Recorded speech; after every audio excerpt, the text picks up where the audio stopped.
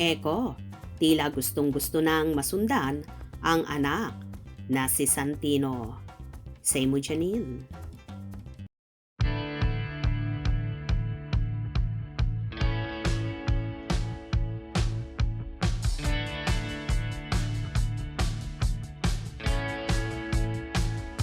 Ang sarap pagmasdan kung paano makipaglaro at makipagbanding si Jericho Rosales sa bata nung nasa La Union sila kasama ang nobyang si Janine Gutierrez at mga kaibigan nito.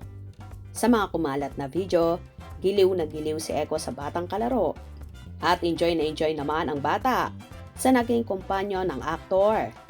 Sinamahan ni Eko ang trip ng bata kaya makikita mo ang sayang nadarama ng chikiting.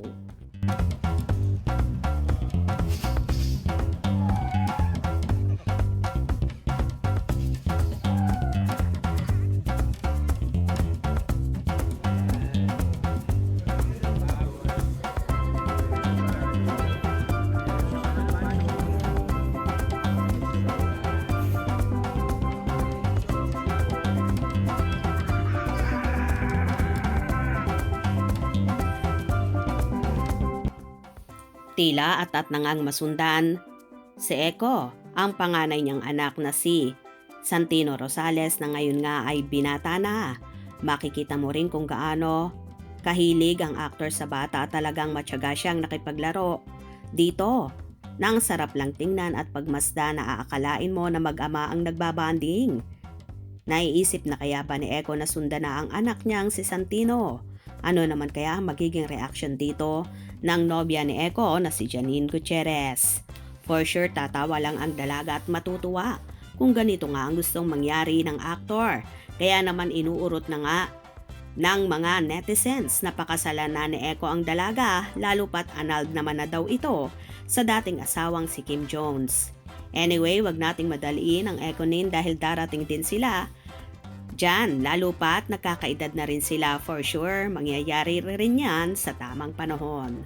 By the way, naganap ang lahat ng ito sa La Union kung saan kasama ni Eko ang ilang mga kaibigan at nakipagbanding din sila sa mga ito. Nagkaroon pa nga ng night biking ang magkasintahan at tila ba parehong nag-enjoy sa bonding moments nila together. Hindi nga matatawaran ang ganitong bonding moment ng Ekonin na punong-puno ng pagmamahalan. Hindi pa man umaaming tuluyan sa publiko ang Ekonin. Pero what you see is what you get na lang sa dalawa. Ang importante, nagmamahalan sila at happy sila kapag magkasama sila at gumagawa sila ng good and unforgettable memories. Happy ba kayo sa mga natunghayan nyo, mga ka-Ekonin? Kung nagustuhan nyo ang video na ito, comment down below.